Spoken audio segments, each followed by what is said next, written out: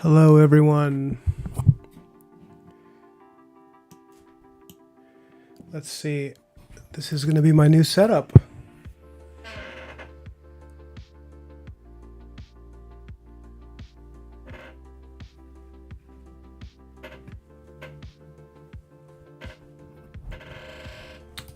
So over time, I will be adjusting this webcam to something a little more sustainable because right now it's a huge pain in the ass. But everything else is it's looking okay, I think.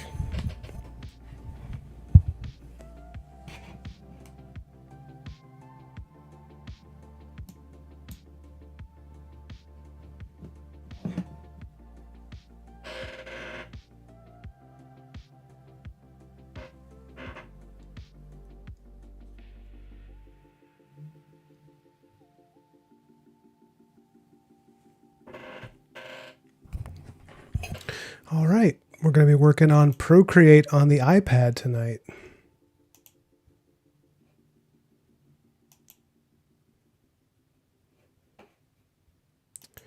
Bear with me.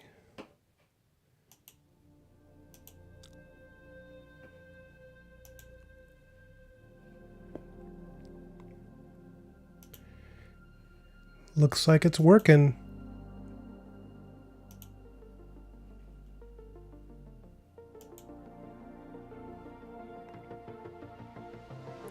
You know what, guys? Let me adjust the, I'm going to adjust the zoom a little bit, the focus. Sorry that you're watching me do tech stuff. This is not fun, I know.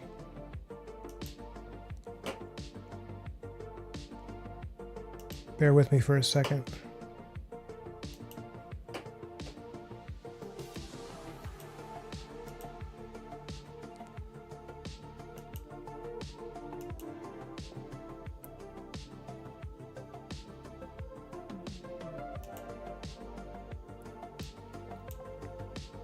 My first time streaming like this, so it's going to be real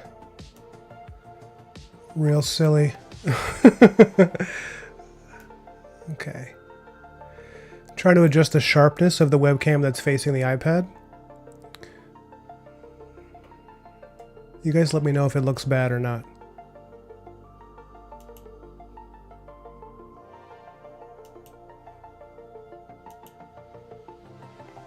What's up, Edgar?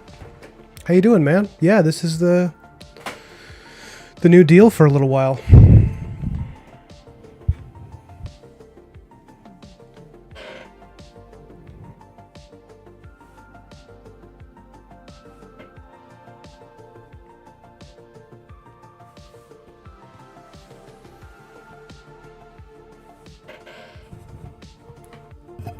How you been, Edgar?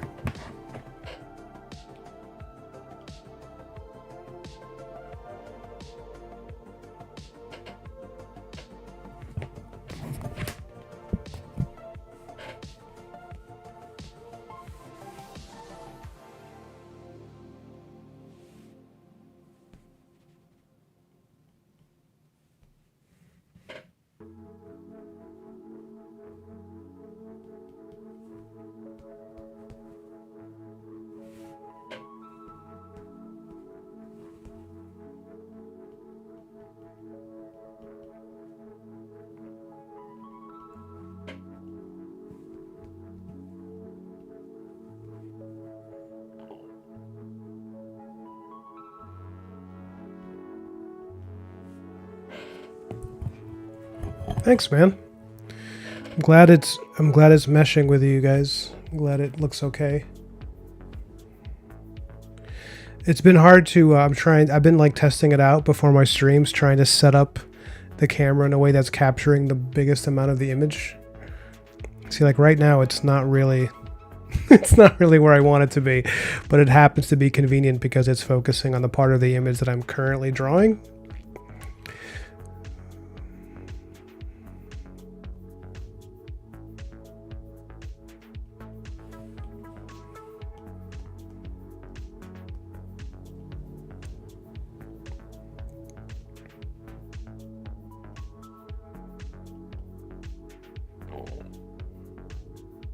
Happy New Year, man.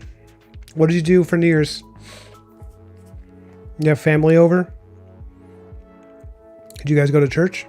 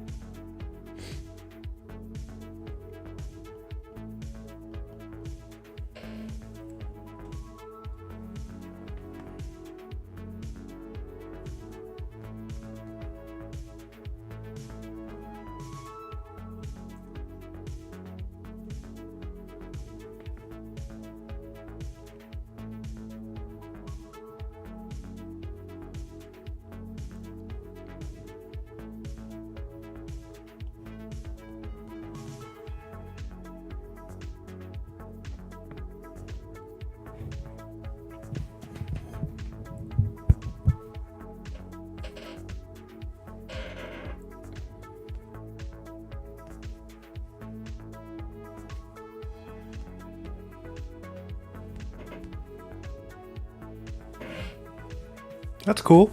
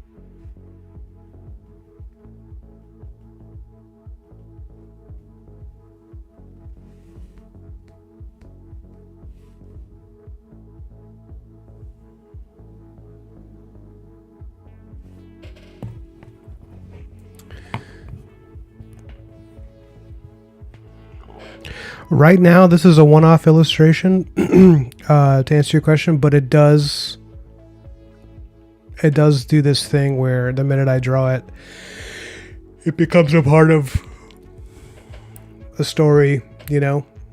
And there was one I really wanted to do, which is I've drawn characters from that world before, like a really crazy space opera fantasy thing.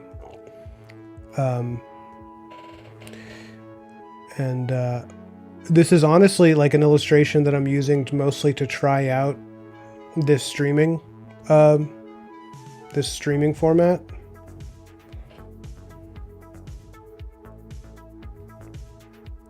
I was really inspired by the stuff Matt Rhodes has been posting lately. Anybody who watches this after the fact, if you haven't heard of Matthew Rhodes, I believe his name is, the artist, check out his YouTube channel. His videos are so inspiring. They're so awesome. They're really cool. They're like his projects. He's got a project he's working on right now. Hey, what's up, Jacobo? Matt Rhodes has a project he's working on right now that he's been doing what he's doing for his project. The way he's formatting it, the way he's running his Patreon, it's exactly what I want to do. Like he's, you know, when I talk about how I want to do my Patreon thing is he's just like, it's like I can't really do what he does because he has a big established fan base right now because of his previous projects. But he does like visual novels essentially, where it's just full illustrations, page after page, and to tell a story without any words, like a silent story. And he did one years ago called Tellurian, which was like a swashbuckling kind of fantasy adventure with robots and magic and sword fights, and it was just really charming and awesome. And he has a really wonderful drawing style that's like, it's I mean, when you see it, it's like kind of cartoony, kind of super stylized. And he can do realistic painting, but this is like what he enjoys doing more, is like line art and color and really beautiful, elegant stuff. I really recommend it. But he did it, and it was really successful, this book Tellurian. And he took a couple of years off to just focus on some other things. And I mean, not off from working, just off from doing that project. And he's come back with this new thing he's working on now, and he's been developing it and like posting videos consistently.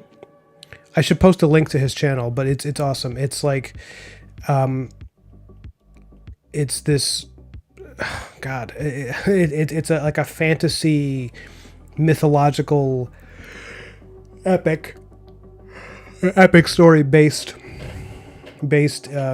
during the antediluvian era, which is like that part of the Bible that's between, I think, between the flood and like the creation of man before that.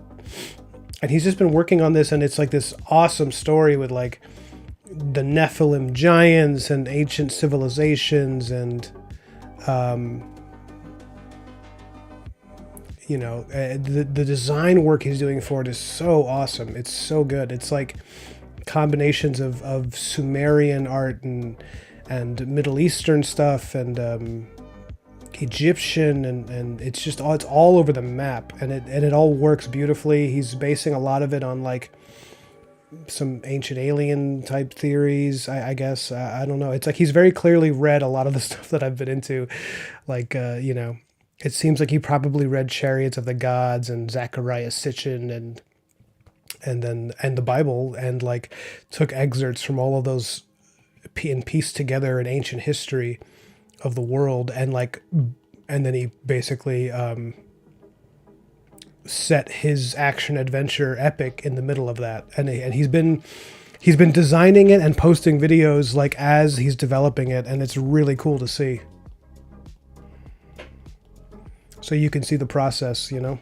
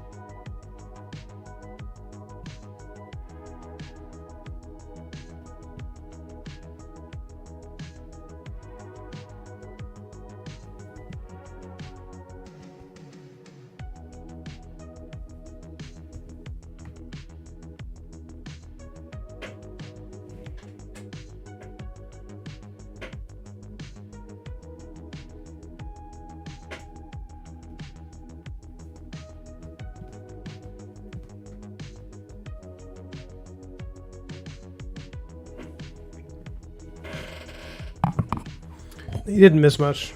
Just me doing this.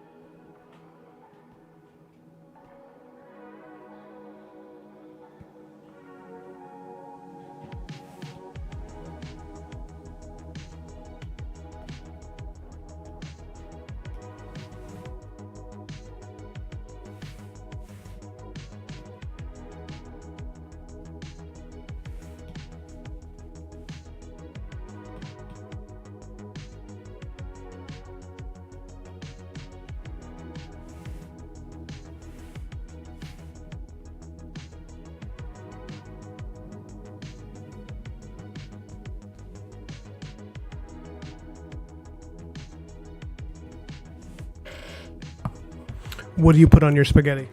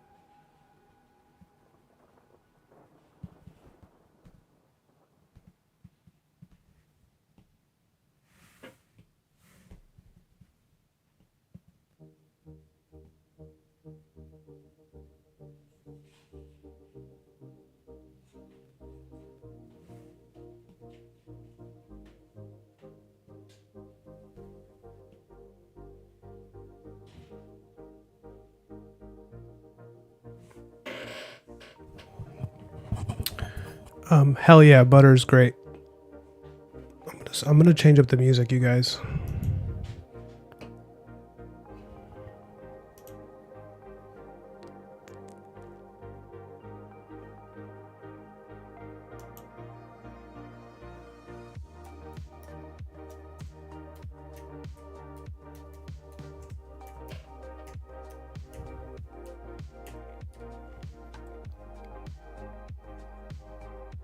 Let's try this one.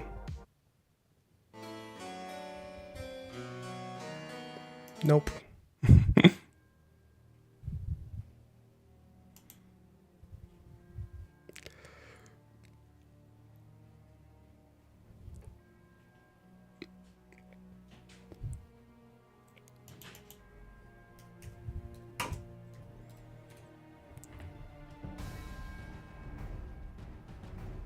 No, it's not. It's not for me. Okay, this one looks promising.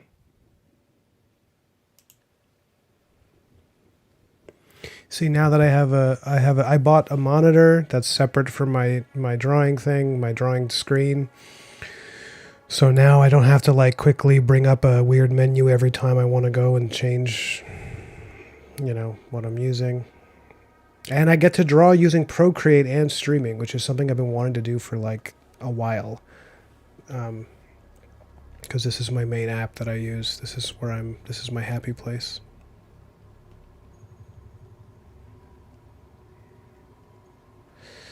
I feel very comfortable with this app.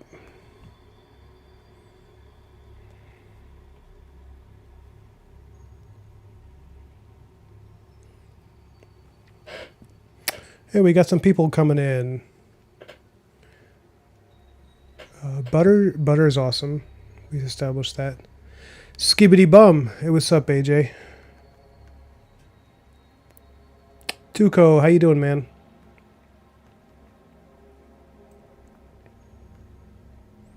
That is a good question. Is it AJ or Sophia? Oh, I see AJ and Sophia's videos. You do videos together. That's cute. Am I mainly? Yeah, I think I answered it before I checked the question. Yeah, I mostly do Procreate these days. It's been really good for my career, honestly. I have a Huion. I have a big old Huion. If you don't know Huion, they're kind of like They're kind of like an affordable alternative to a 24-inch Cintiq. It's a 24-inch Huion. It's a big one. And I have Clip Studio on there and everything, and it's a full setup, and it's more convenient to stream with that. And I still love Procreate so much that I just need to be using it. I just love it. It's great. And this camera setup, I got to adjust it over time, but for now it'll do because I'm so happy to be able to draw using Procreate and actually also talk to you guys and stream with it. Yeah, no, I love Procreate. What about you? What about you, Tuco?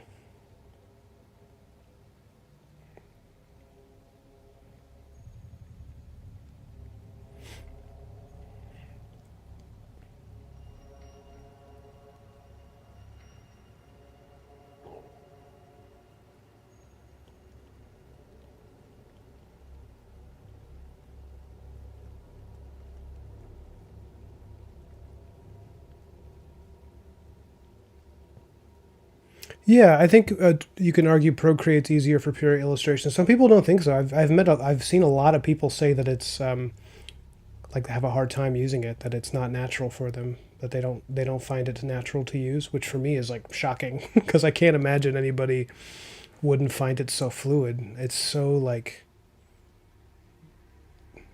yeah, it's very convenient. It's very smooth. It feels like I can just draw, and using it for comics has been just awesome. I've been doing. You guys, let me know in the chat if you want me to bring up some of my recent Procreate pieces that I've done for my King Arthur comic and a couple of other stuff. You let me know. You let me know if you want to see that or if you'd rather I just shut up and draw.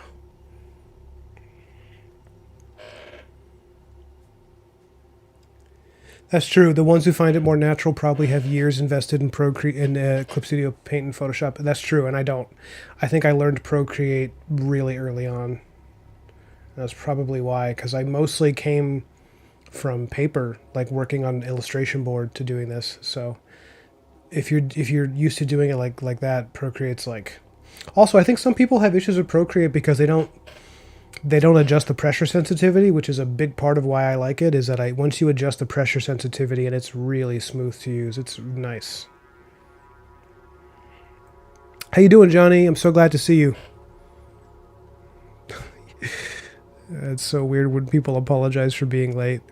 Yes, how dare you show up late to my totally unannounced stream? Um,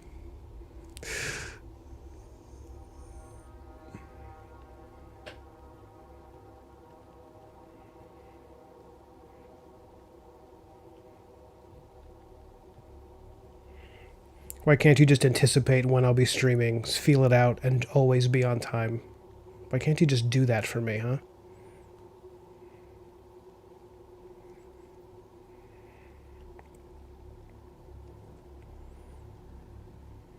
Did any of you guys catch my stream with Dan from a couple of weeks ago before the holidays?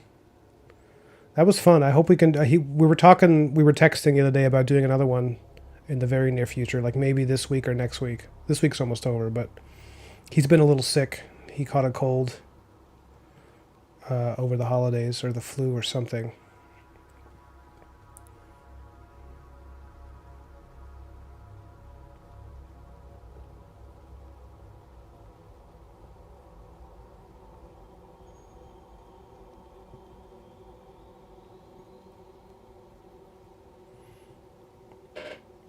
You like the new setup? I'm so glad.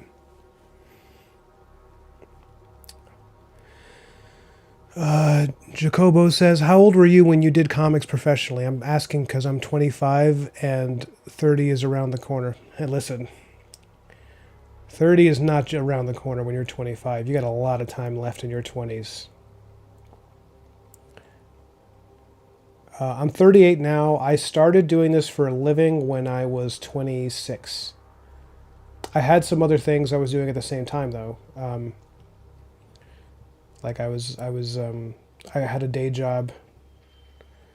I had a day job working on doing background stunts for TV and I think somewhere in there I had a 5-day stint at a diner doing stuff as a waiter when the acting work dried out.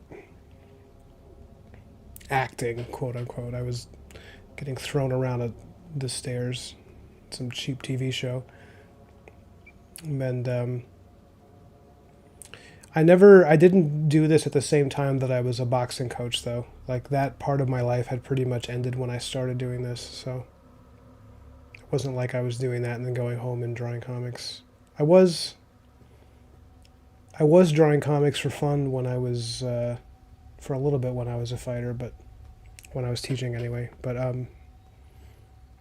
you just sometimes when you have a day job, I don't know if you guys experience this. You just come home so tired. You're like, I don't want to draw right now. I'm so tired. Or you want to, but you're just like, I need to decompress first, and then you end up just decompressing till you go to sleep. I picked this eerie ambient science fiction music because it fits the content of this drawing, of this kind of Mayan-looking warrior woman character hiding from this creepy giant in this cursed wood, some cursed place.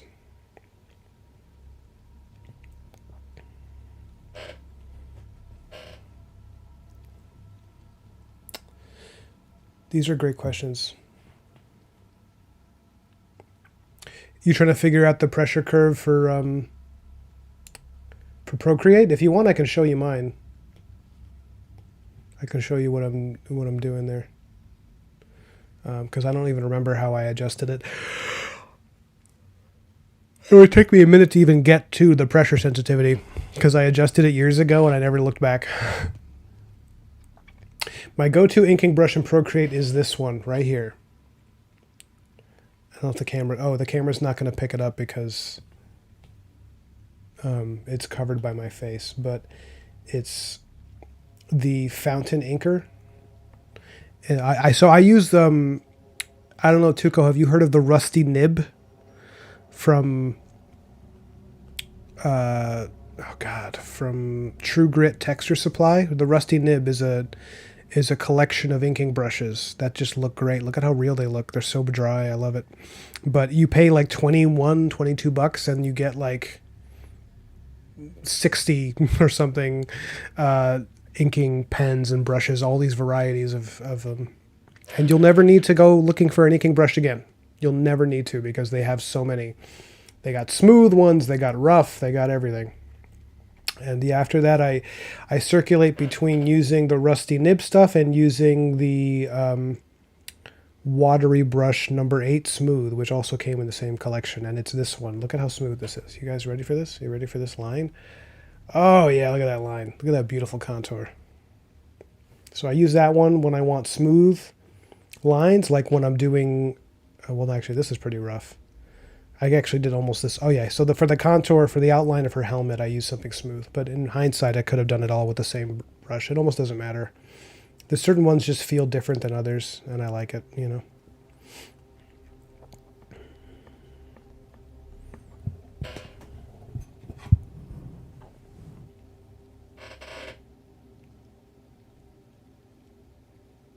Sorry to mess with the camera.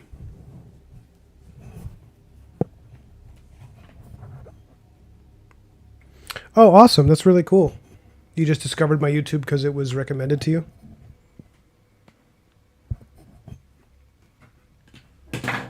Whoops.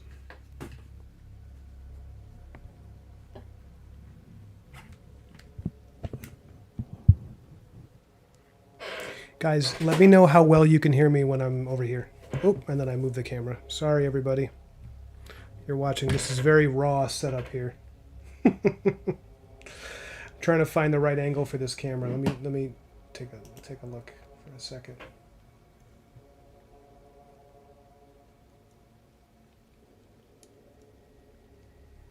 Okay.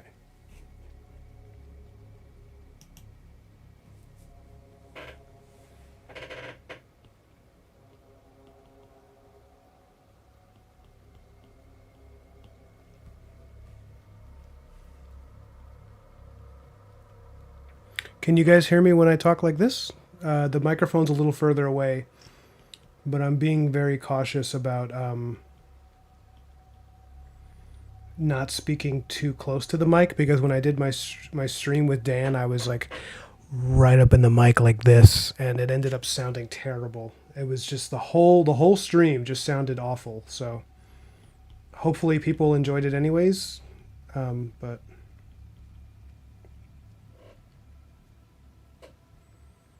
oh, thanks, Johnny. I actually do. I do look at Frazetta quite a bit these days, so I'm glad that it's coming through. He was so awesome.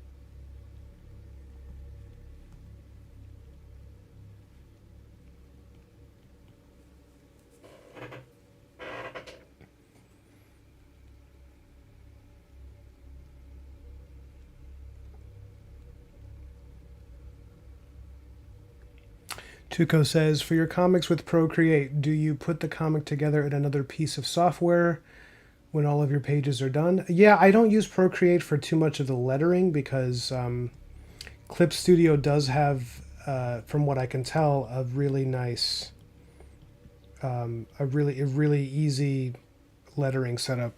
You know, they have like built-in comic stuff for that. And Procreate does not have a very good letter. Like there, I mean, well, here it's it's such a pain in the ass because they're good with some things and not with others. So like the amount of typefaces available in Procreate that you can just drop in and manipulate really easily, it's amazing. Procreate is the best at that, which adds to the constant feeling of fluidity whenever I'm using Procreate. But then as far as like making comic the word bubbles and also making like large text. Making like large bodies of text instead of just like fancy looking titles. Like doing like the grunt work of lettering a comic is actually not easy in Procreate. It's cool to create sound effects and things like that because they have great design options. But then when I need to just have like dialogue, it's like, like for example, you can adjust the leading, meaning the distance between letters. You can adjust the distance between like lines of dialogue, but then it doesn't remember your adjustments to, at least in my experience, it never seems to remember my adjustments to typefaces. Like if I want to permanently alter a typeface so that it's a little tighter or a little further away, I can do it once, and then when I come back to it for the next word bubble, there's no memory of what I did. So that's really frustrating, and it's one of the reasons I still have Clip Studio is for lettering. Also, Procreate does not let you resize an image. Once you create an image, that's it. If you want to if you want to change the resolution, you can recrop an image. You can resize if you're like recropping. When I say resize, I'm sorry, I should be specific. I mean like if you want to alter the DPI or the pixels or anything like that, it's like you really just, there's no way that I can tell that you can do it.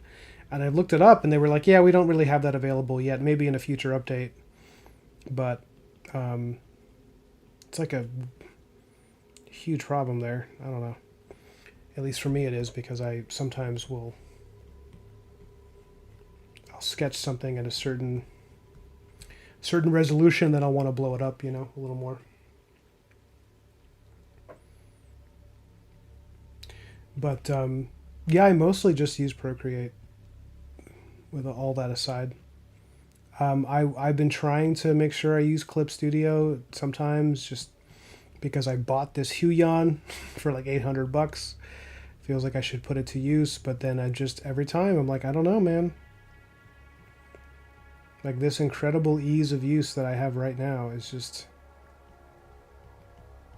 I can just bring this to, I work at my desk here with my beautiful Sketchbook Pro, which is this gorgeous thing I just bought that's like a stand for your iPad. So it's like a professional illustration stand. It's awesome. I love it. But I can also bring it to the couch and I can just work on the couch with the iPad. And that's like, if I want to hang out with my fiance while I work, boom, there it is, It's great.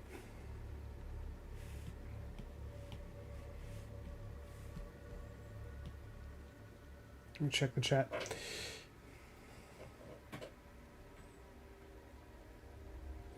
I know. How cool is that about Frank Frazetta? Like, how awesome is that he was like, people, like, I'm pretty sure the legend goes that the reason he painted so fast, he would make these masterpieces in a matter of hours. And one of the reasons for that is because he wanted to go outside and play baseball. The dude loved exercising. He loved fitness. He loved sports. And he would be painting and he'd be like, okay, can I wrap this up so I can go use my Giga Chad muscles to throw a baseball? I think a lot of the anatomy in his painting is an exaggeration of his own poses and forms and stuff because he was so like sinewy from a life of sports. He was such a badass. I love that guy.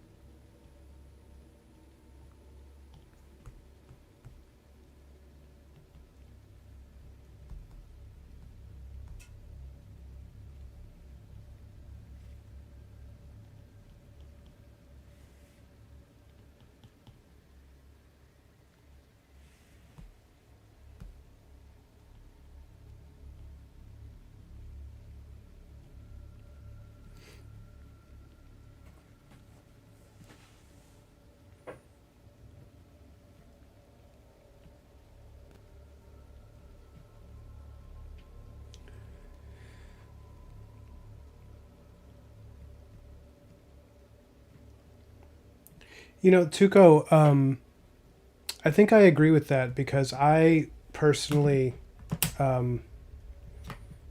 only started painting like really, really recently, and I come from a background of comic inking, and I really do think so many young artists now hate doing line art and they don't want to do it, and it's because it's hard.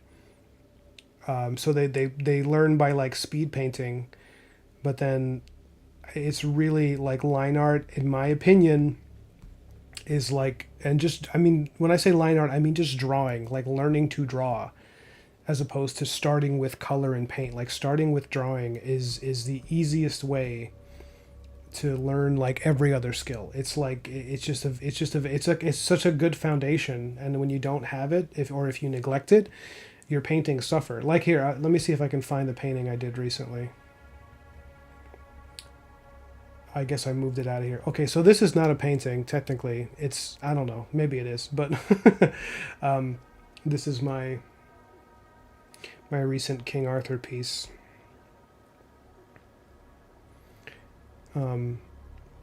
Technically, it's not fully painted because you can still see the line art. This is not what I was talking about, but I can't really bring it up yet, so yeah. Oh, here, this is a good example. So I painted this. And it was just like basically doing a sketch and then just kind of smoothing it out and painting it. And it's like, this took me like 20 minutes, you know? And I think some of that's because, yeah, just drawing makes things easy, guys. It really just, for anyone watching who's like, I just like to splash color on things. I don't, you know, because I know some people are just, they have, I get it, but drawing, you'll love it. I promise.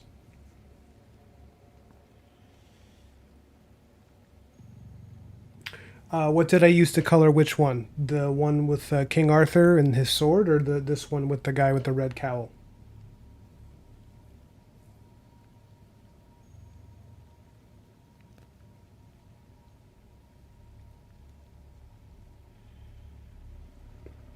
Edgar, I bet you're going to come back to it. I feel like a lot of people, they develop. It's like you see an artist you like and you imitate their work for a little bit and then you move away into something else and then you kind of come back to it later. So I bet you'll see someone who's way better than me and that'll make you want to do more line art.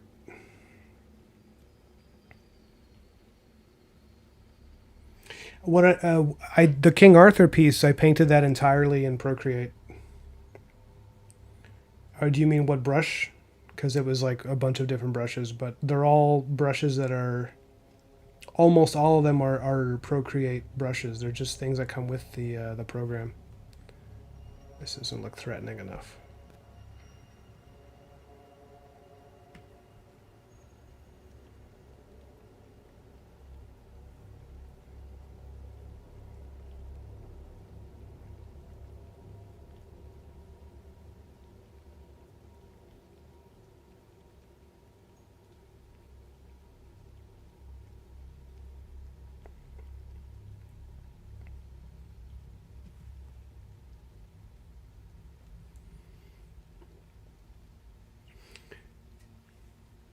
Yeah, here, here's something, Tuco, that's because you're, I can tell you're like a,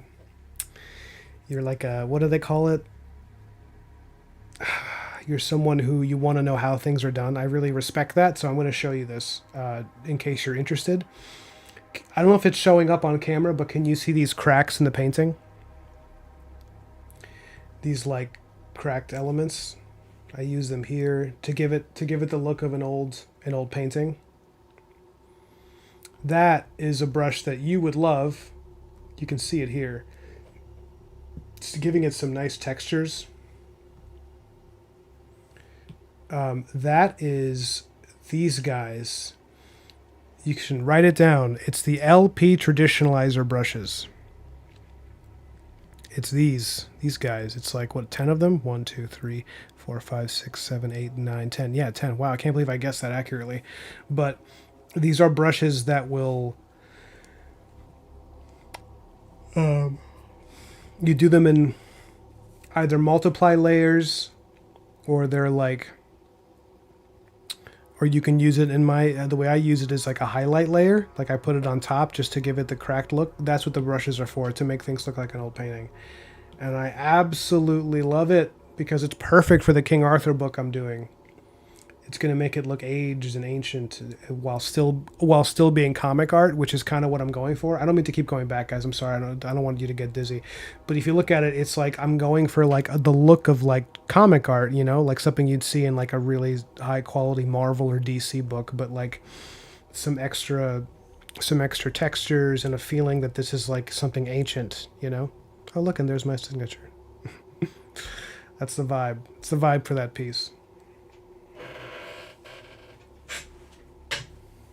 Who is LP? I forgot his name. I know his brushes, but I forgot who LP actually is.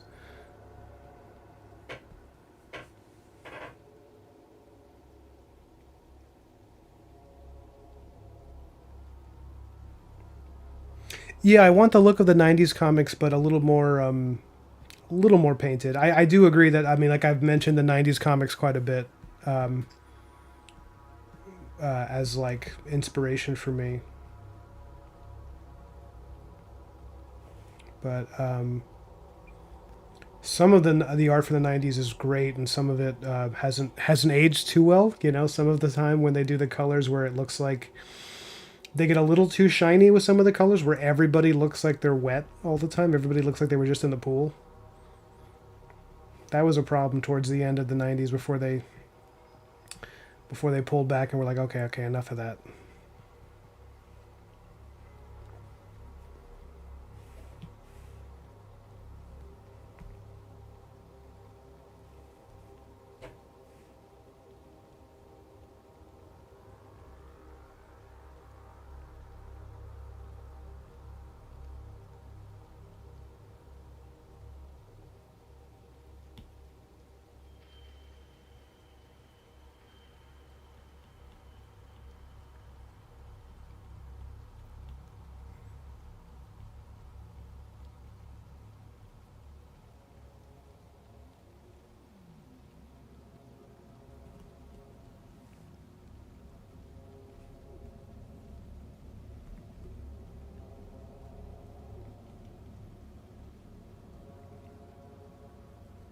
You know what? I'm gonna do it this way.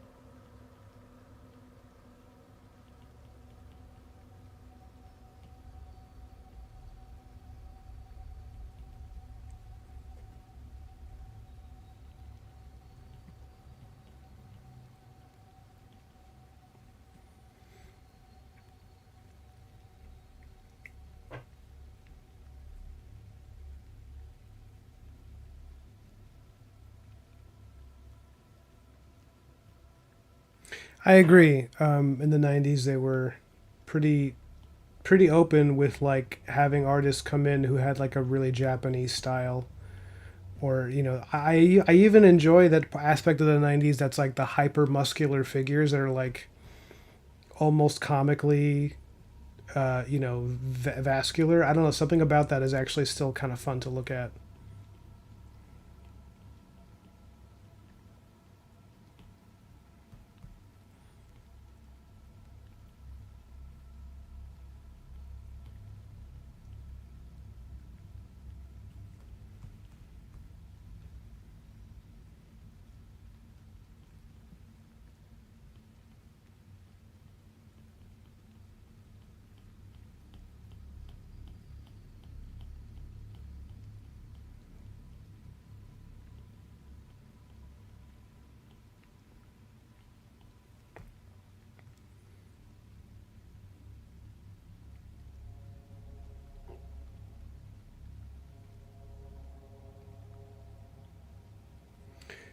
Tuco, I didn't know that.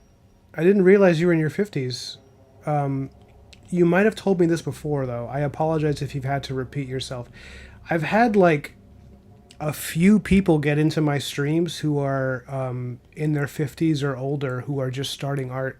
I don't know why, but there's like a significant number of you guys that are getting into it a little bit later, you know, and I love it. It makes me so happy that people who are just getting into art now as adults are like asking me questions. So really, don't hesitate to ask me anything you want.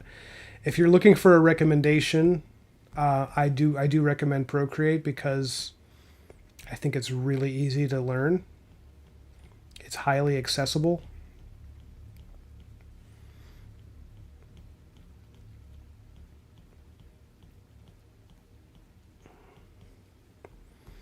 You know, I use it. I use it for professional work, and yeah. If you're also interested in seeing people do amazing things with Procreate who are way better than me, check out Evan Almanson. Evan Almanson, I think, is how you pronounce it. He's a very, very famous professional illustrator who's like absolutely at the top of his game. He does very beautiful, realistic fantasy illustration for games, and he does it for novels, and his stuff is all over the place. It's so good, and he does it all on his iPad with Procreate. And he used to use other apps. He used to use, like, I think he had the big tablets too and all that stuff. And he's like, "Yeah, I just like this. This is just easier and better for me." And and I love that because it gave me license personally to be like, you know what, I actually think I think I agree, and I think I would like to keep just using this because it just seems more natural for me.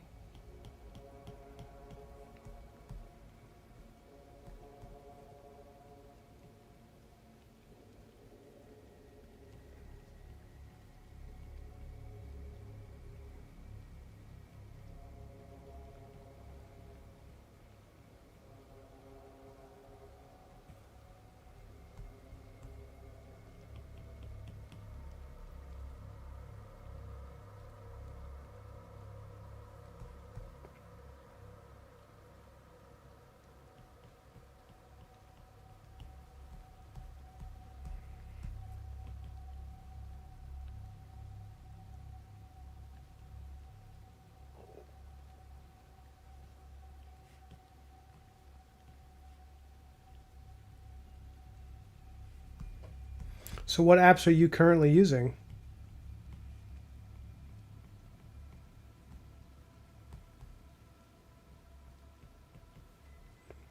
if you don't mind my asking? Yeah, me too, Edgar. It's really nice that it's like people as young as Edgar are here, and also people in their 50s and people in their 30s. You know, I don't know because I'm new to YouTube. I don't know if that's common for streams like this, that you get so many different types of people. But if it's not common, I feel very lucky.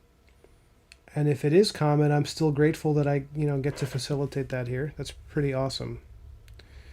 I tell you guys, every time, I'm gonna be very vulnerable with you guys for a minute. I often before streams, I'm like, okay, do I want to stream? Do I really want to put more of myself on the internet? Um, and then every time I do it, I'm like, I'm so glad that I did. You guys make me so happy that I did it because I just enjoy talking to you guys so much while I'm working. It's so fun to just like talk about art with other people and building a relationship with anybody who's read my comics. Speaking of which, before I go anywhere else on this, um, for those of you who bought Black Marrow and are waiting, it's supposed to ship this week. So I wanted the whole plan was for it to ship in December, in the same month that the Kickstarter finished, because I wanted to like over deliver. But I underestimated how much the holidays would hold back printing by like a week or just delay things a little bit. But they said they're pretty sure it's going out like tomorrow or Monday. So I'll have an official announcement about that as soon as I know it's sent. Because once it's sent, I'll send also. I'll be shipping out or emailing out the Black Marrow theme song that was a part of the deal that you guys get to listen to it for. You get a free download of the theme song by Like and Bite. I was gonna send it weeks ago, and then I realized it's better to send it when the comic is shipping out, so people don't have to like find that email. You know. Anyone wondering what this is like a creepy ball that's like an observing orb or something. I don't know. It's something creepy you'd come across in the woods. I don't know.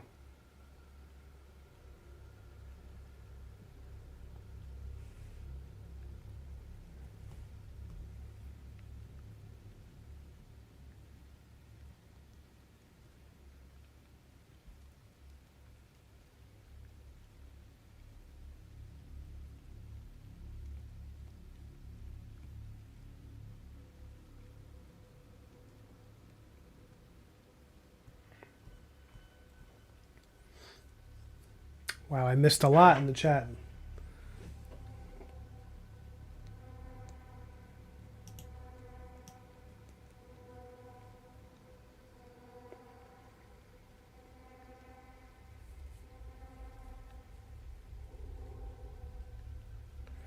Tuco's getting into Prisma. Oh, dude, I love Prismacolor. I also recommend Copic markers if you want to try something that feels really good to use on paper.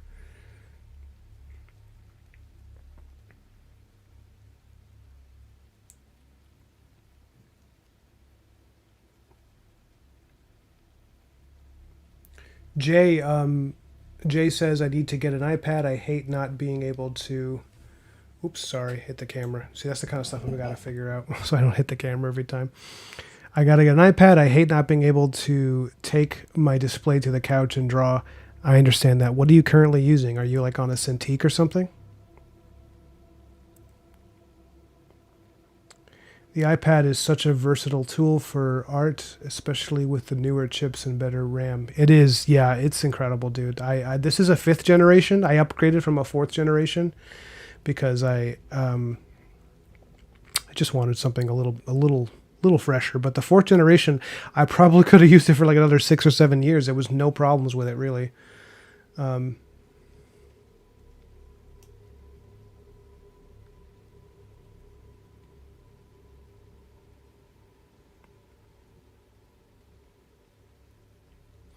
yeah, did you learn drawing on display? Is that why it's hard to do it on paper?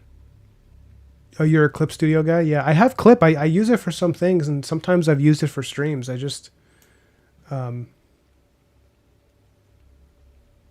I don't know. This was something I wanted to do with the iPad.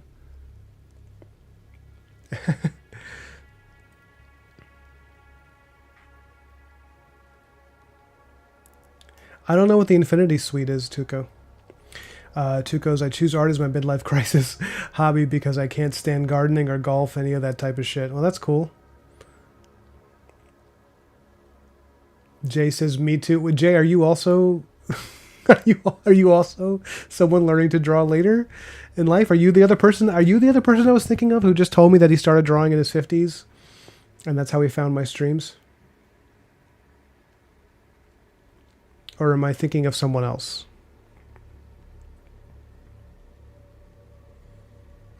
Grassroots drifting and racing as a wallet trainer.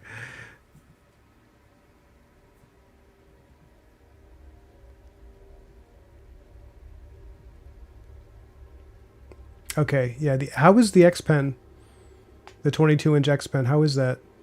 Someone said it's almost like an iPad but larger, which is like obviously a great deal. But if I can't use Procreate on it, I'm like, I don't know.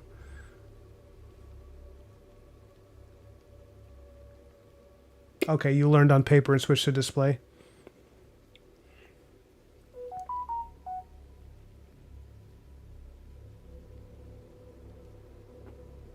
You're 38, Jay. That's my age. We're the birthday bros.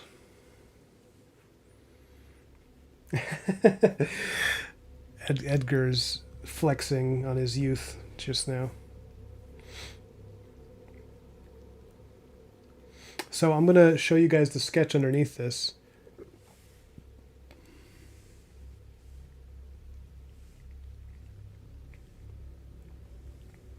So I have these. This is the sketch. This is what the sketch looked like. Here, I'll make it a little darker.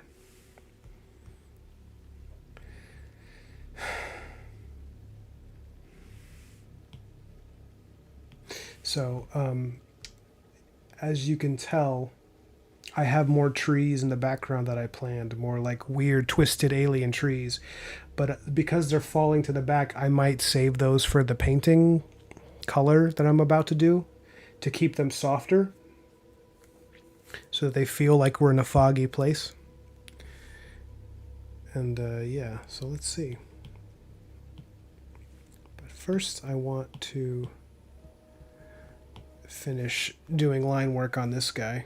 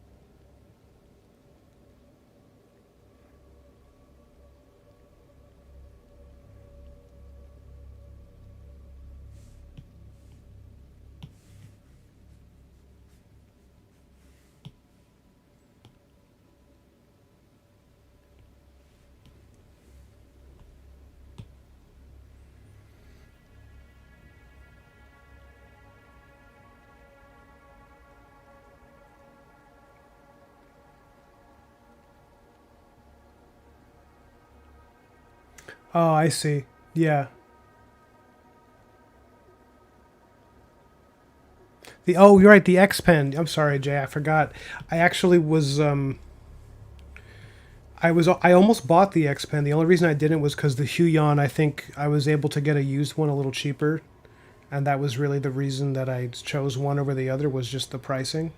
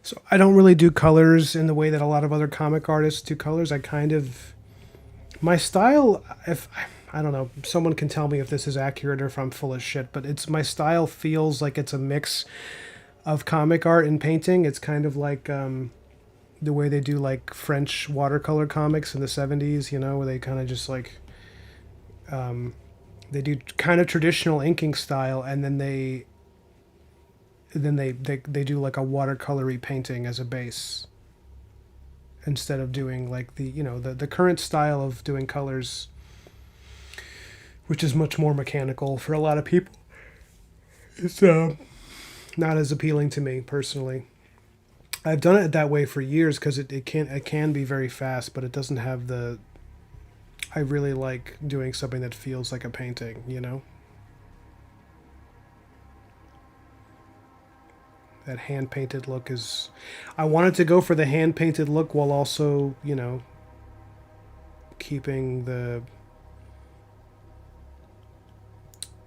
immediacy and the urgency of line art.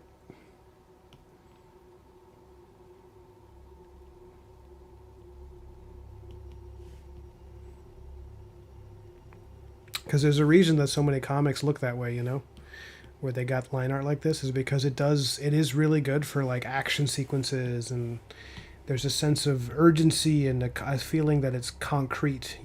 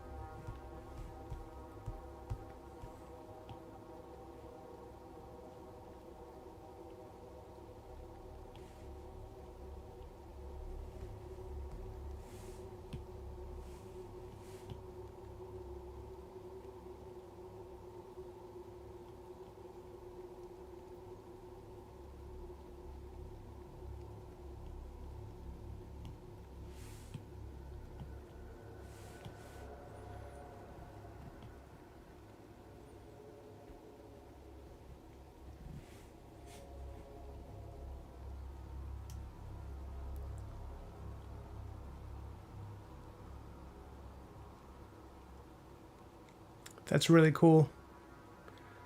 You got the full 150 Prismacolor set. Oh man, I used to covet that.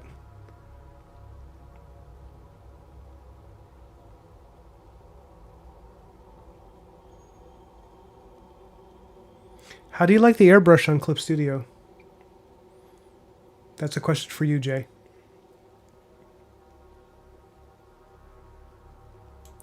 Is an underpainting necessary in digital art? Well, I'm going to show you why, for me, I like to do it.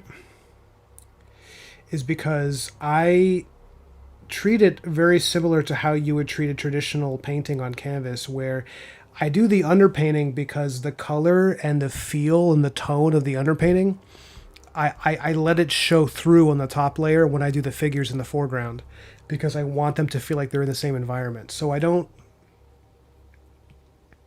really alter them. Like I don't. That's not the what I'm trying to say. That was parts of my brain collapsing a little bit onto each other.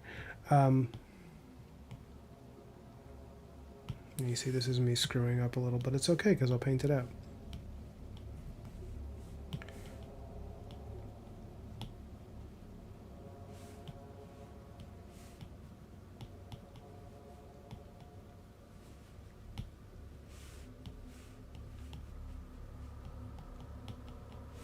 Because what I want is that when I paint the figures in the foreground, I'm going to keep some of that color. I'm going to keep it at an opacity where the color underneath shows through. And what that does is it makes the top layer really tonally, and in terms of temperature too, it's like very consistent with the bottom layer. So it all feels like it's happening in the same physical space. And then over time, I alter it until you would never know that I did it that way. But I like doing it this way because it really, I think doing an underpainting, treating it like you're treating a traditional painting, gives it it gives it a really cinematic feel. You know, like right now, this is already starting to for me to feel like a scene in something. You know. Okay, we've got our basic background.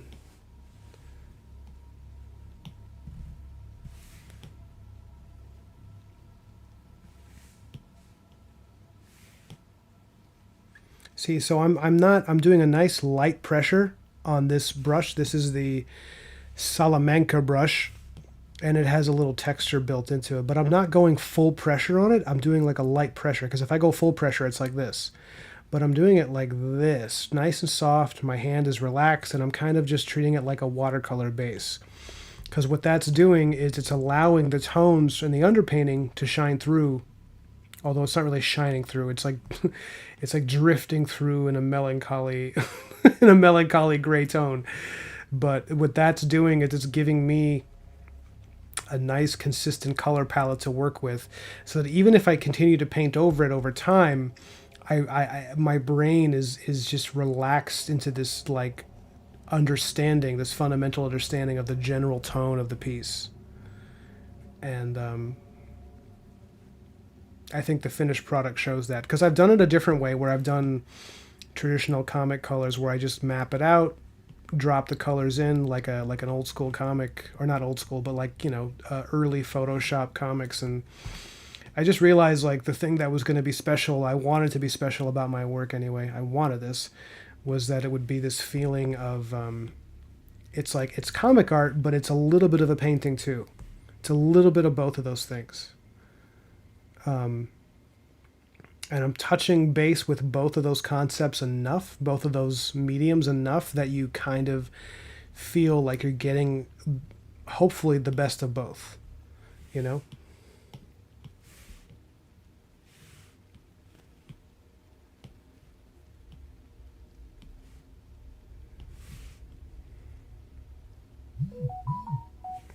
Sorry, I'm getting texts.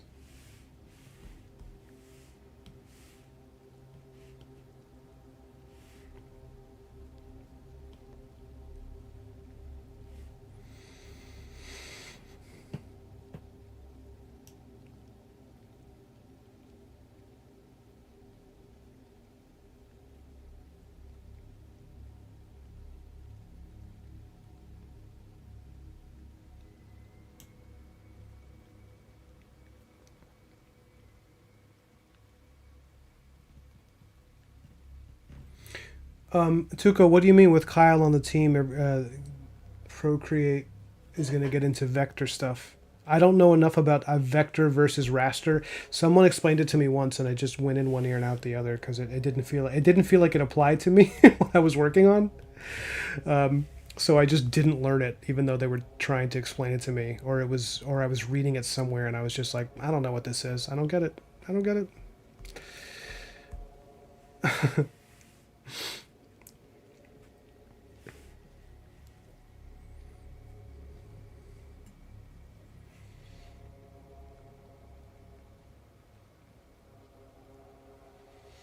Yeah, the underpainting is really just about creating a mood, but it's all aesthetic stuff for me because this is an aesthetic thing that I'm doing. It's just like it just creates. The final product ends up looking more cinematic for me when I do it that way. I'm not saying everybody else has got to, but I don't. I do color fills for some things, but I try to just paint a lot of the time. Just try to paint stuff in, and because it doesn't, it might take a little longer, but the end result is that it for me it has a feel to it that I really like.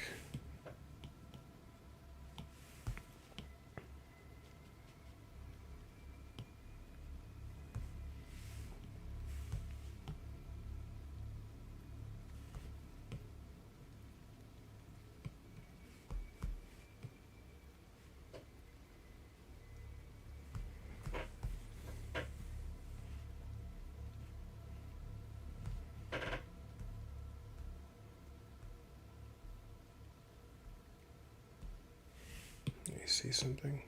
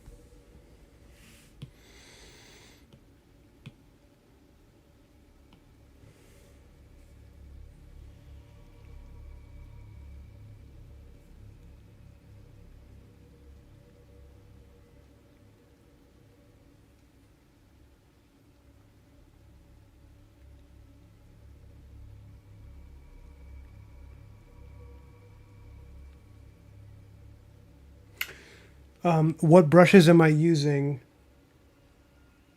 What brushes am I using to build up these layers? So I don't know if can you see it or is it covered? I hope it's not covered. Right now it's the Salamanca brush, this one.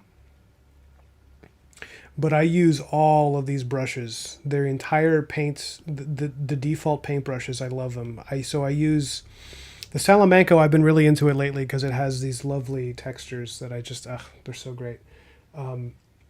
It feels like when you take a flat brush and you put it against a canvas and you can even feel the slight resistance, the toothiness of the paper. And then I use this one, the default flat brush for a lot of my work too. And this one, the Nico Roll, is really good for textures once you've added your basic colors and you want to give it some grit and give it a feel. Like either it can work for mossy textures, it can also work for like metallic stuff.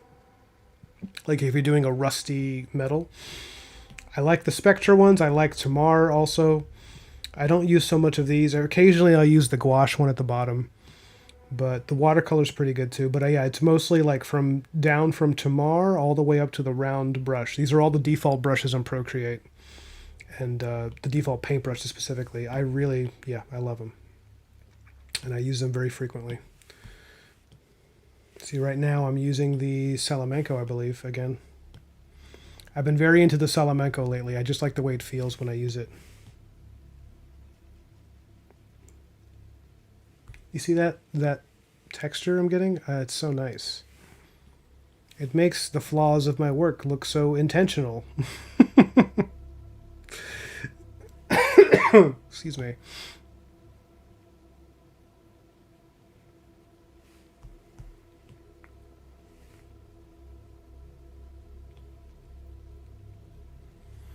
Let me just make sure it's not my fiance texting me. She's out walking. I want to make sure she's okay.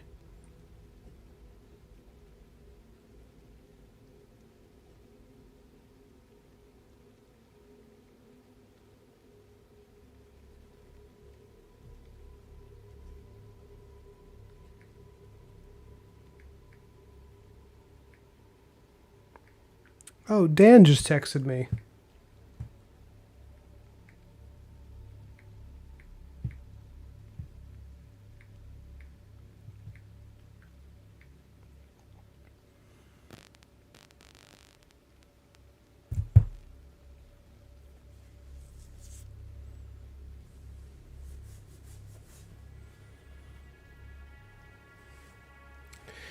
Dan Warren just reached out to say Happy New Year, and he's letting me know that he's working on a painting. Maybe I shouldn't say this publicly. He's working on a painting that he thinks I'll appreciate. He probably can't share it publicly because I'm sure unless it's personal work, it's probably NDA'd.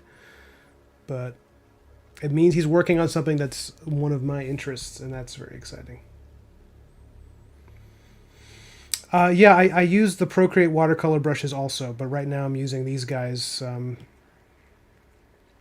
because I don't know. I started getting back into using these guys this past like week or so, and I really liked it.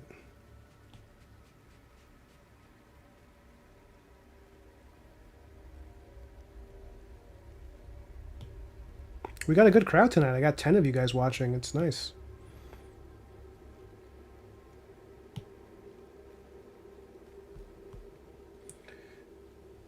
Raster eventually gets pixelated when you enlarge. So what's the benefit of... Sorry, I think I missed something. Vector brushes are scalable in the digital world, meaning you can zoom in infinitely. So if that's the case, why do people use raster instead of vector sometimes? Like, who makes that choice and why? The idea of a brush where you can zoom in infinitely is conceptually terrifying. Infinity in my iPad is just a little too much for me on a Thursday night. Apparently, my fragile human brain can't take it. It's too Lovecraftian.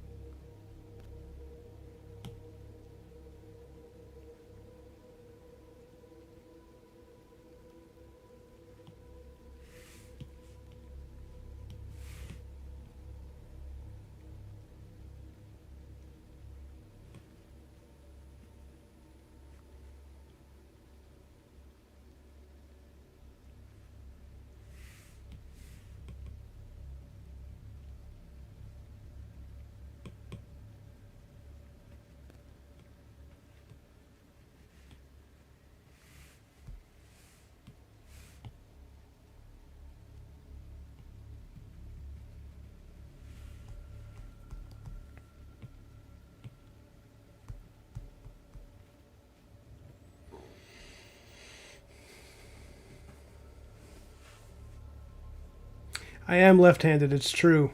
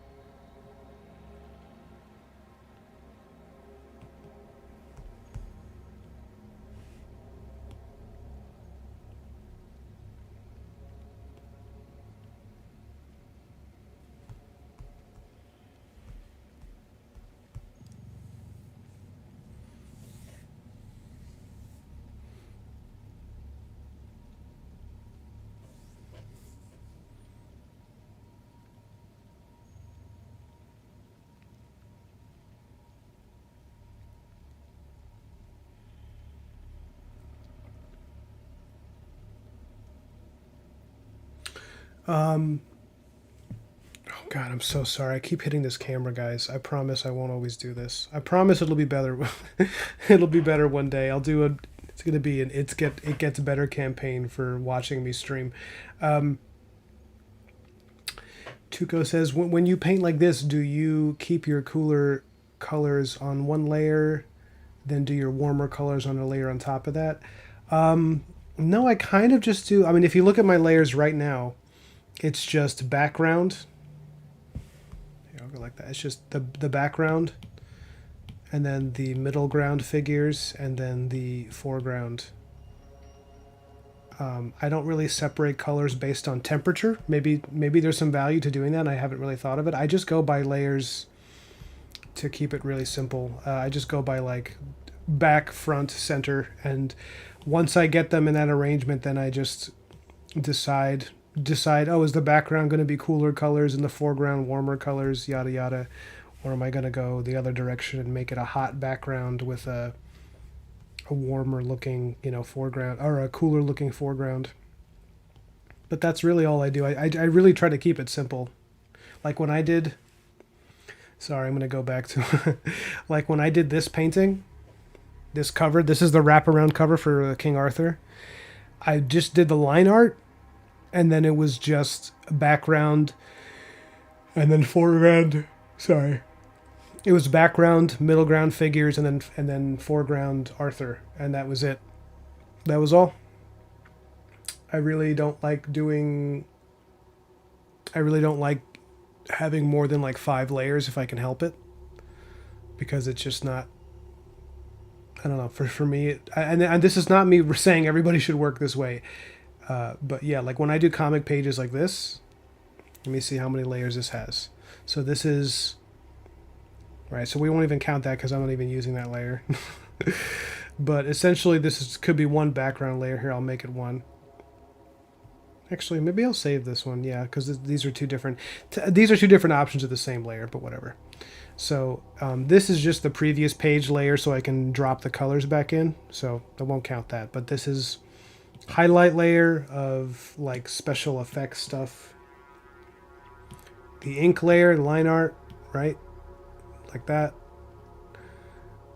Foreground colors, background, this like one little figure in the background, and then just the background layer. So really, yeah, it's about 5. I mean, that's about as many layers as I'll do for a comic page. And for me, I don't really feel like for my art style, I mean, it's not so intricate, like in terms of the amount of color, that I'm doing. So I don't really need to make it more complex than that. I don't know. You can tell me if I'm wrong.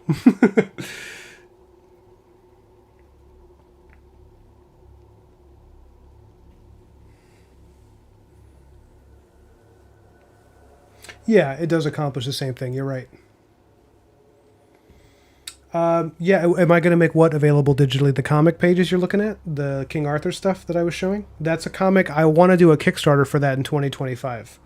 Because I did my Black Marrow Kickstarter in, like, literally last month.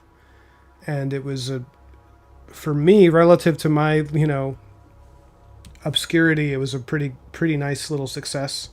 So, I have a couple of comics planned for 2025 that I haven't officially announced yet, but you better believe I'm going to do it. Yeah, so it will be available digitally for sure. I just want to get my whole thing is I want to do Kickstarter campaigns for comics that are already done. So when I did the campaign for Black Marrow for my Western character, the Western dark fantasy superhero werewolf demon hunter comic, that was it had already been done. It was already drawn and it was like in the chamber waiting. All the art was done, the letters were done. It was a finished book. So that was a part of how I marketed it. It was like, hey, do you want to invest, in a campaign for a comic that is for sure is going to come out, and I'm not just going to sit on the money and never release it?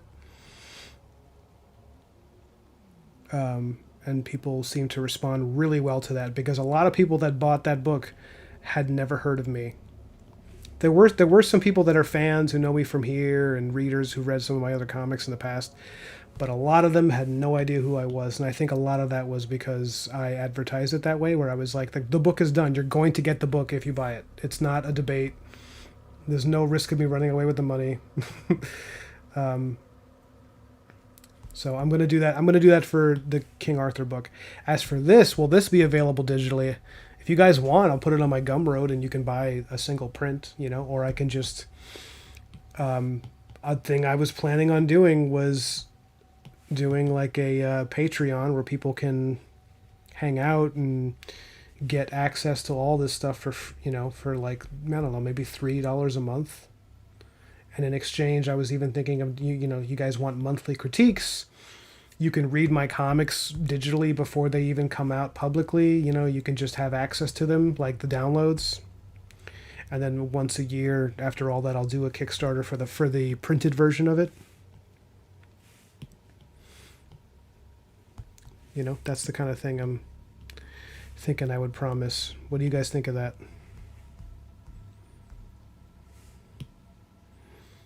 Some of you are here for the first time, so you don't have to answer that.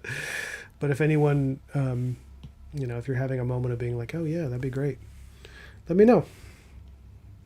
Let me know. I need feedback for sure.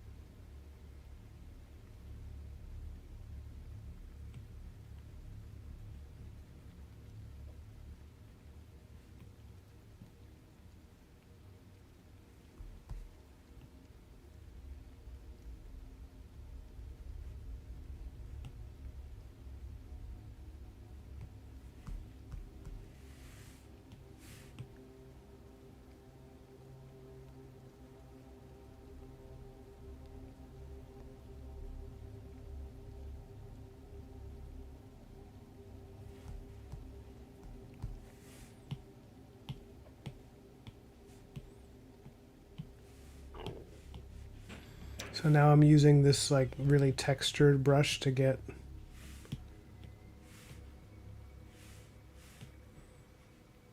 this kind of look.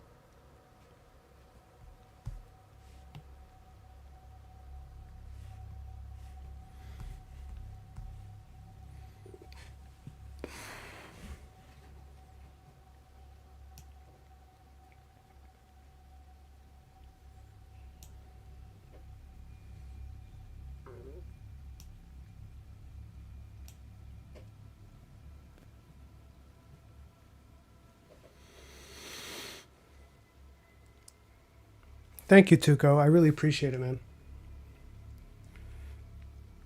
I'm glad you guys stuck it out for the weirder parts of this process and started to see why it was my approach. Tuco says the thing I like with your approach is that you can have much higher DPI and larger canvas if you keep your layer usage to a minimum. That is very true. um, that is very true, and it is a big part of my thinking is just like also just generally trying to keep everything simple, just keeping everything as simple as I can, because I'm gonna move this over here now. My brain just works that way. I really prefer simplicity. Like, I'm sorry, I hit the mic.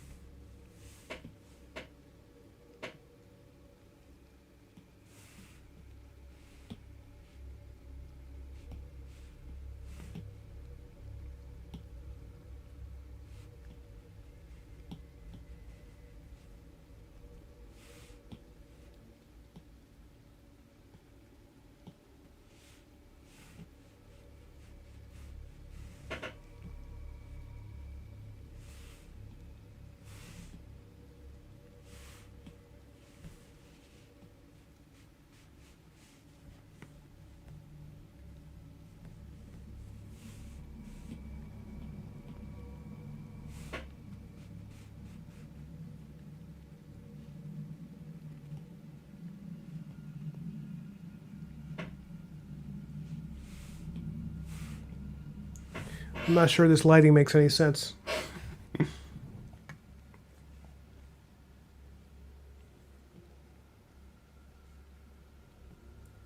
Yeah, I think one of the reasons that my style is very similar to a traditional approach is because I was very late in learning how to draw digitally.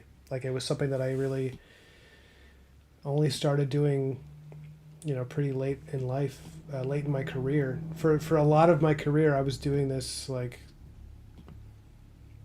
on Bristol paper.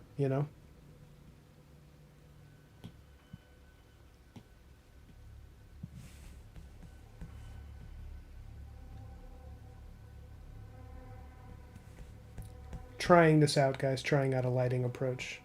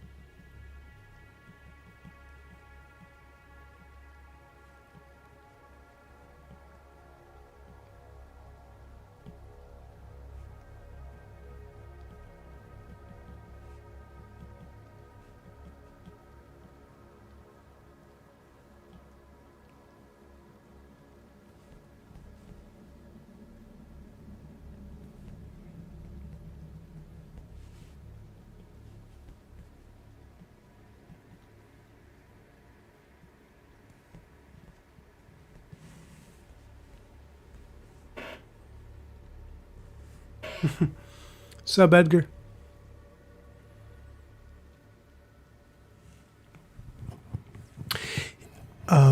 I gotta tell you, Tuco, I really love the questions you're asking. These are like very intelligent questions.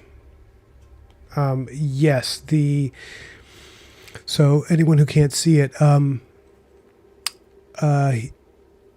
he says, are these low opacity brushes at light pressure? Then they become more opaque with heavier pressure. That is exactly what they are, and that's why I like them, because they're not brushes that are strictly for just color application. And then you know what I mean. Like it's not like a application brush that you then maneuver over time and then you just kind of like build layers on top. It's designed to feel like a painting.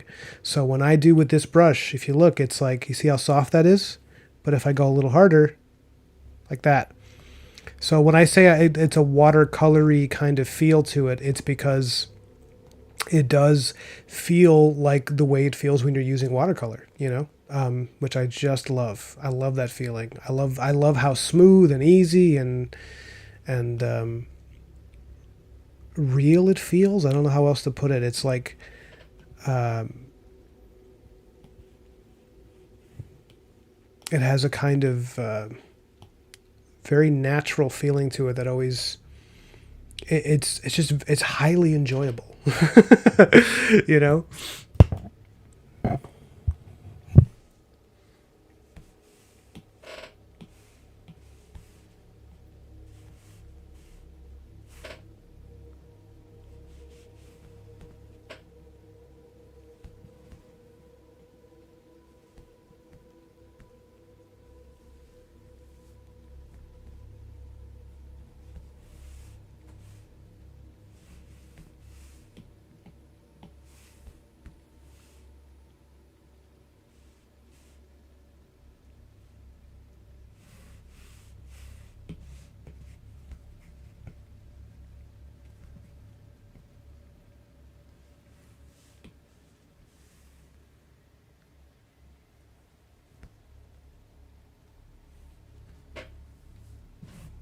just trying out a kind of a hazy effect.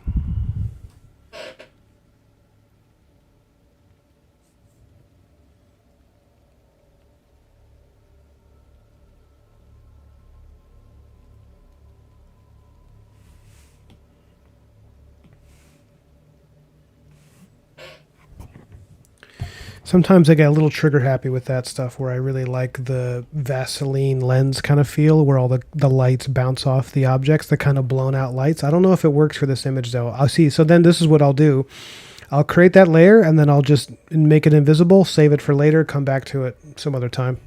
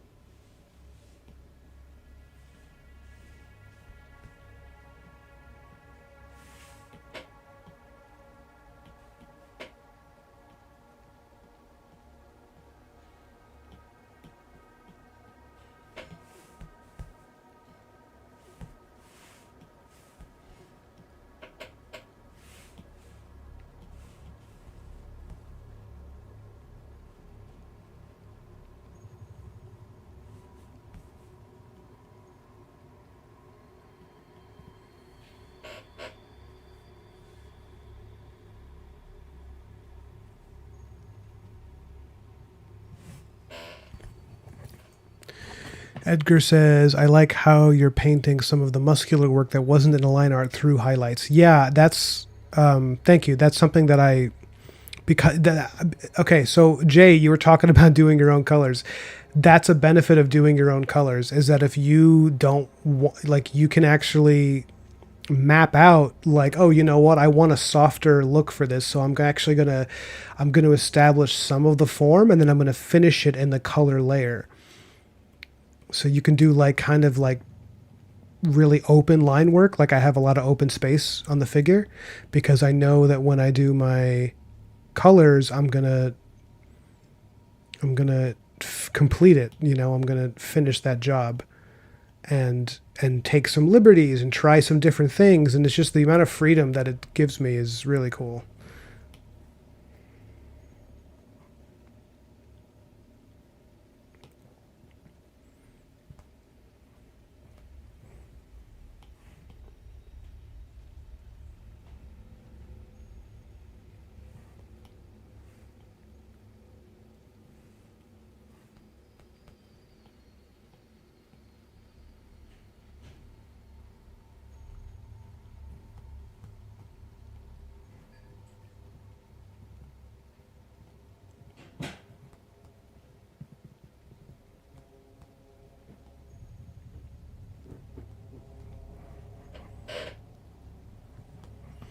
Is that not a creepy ass dude right there?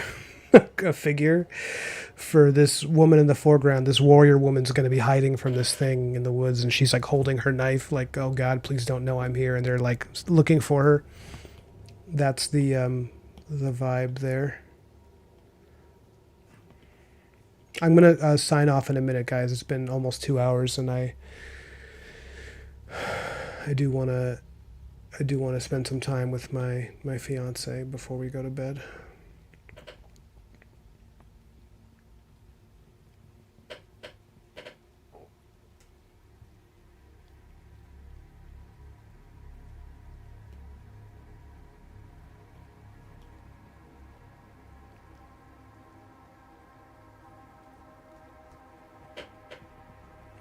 See, now I put the highlight layer on a clipping mask above the multiply layer, so I can just add these shadows, and it just kind of shows up underneath the highlight layer, and it raises the contrast of the entire image in a way that I absolutely love.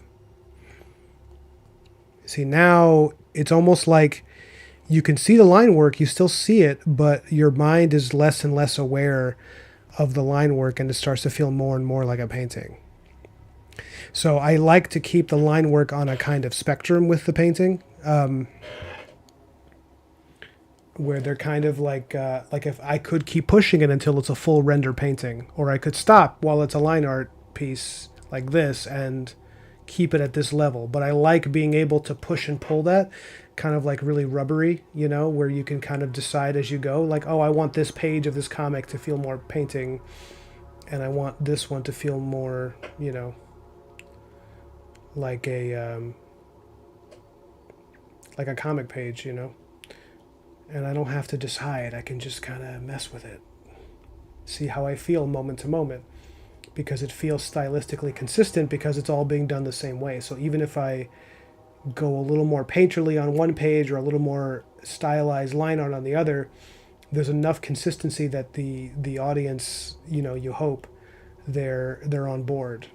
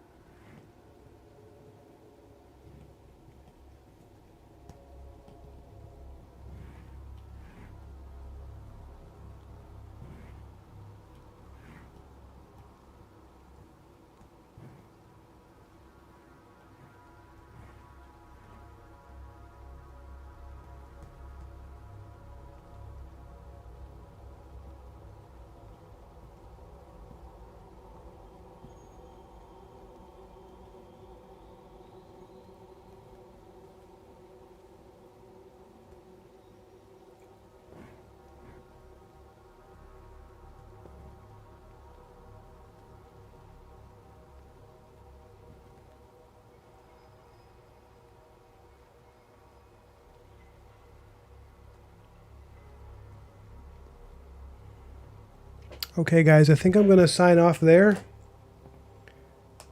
and say adieu. I love you. Thanks for hanging out. This was a lot of fun. I'm so glad I got to start the new year with you guys. Thanks for hanging out for the whole stream. Thanks for talking to me. Thanks for the questions. I hope I see all of you again. Later Edgar, later Tuco, later Jay, Johnny, and everyone else who's lurking who hasn't said anything. All right. Good night.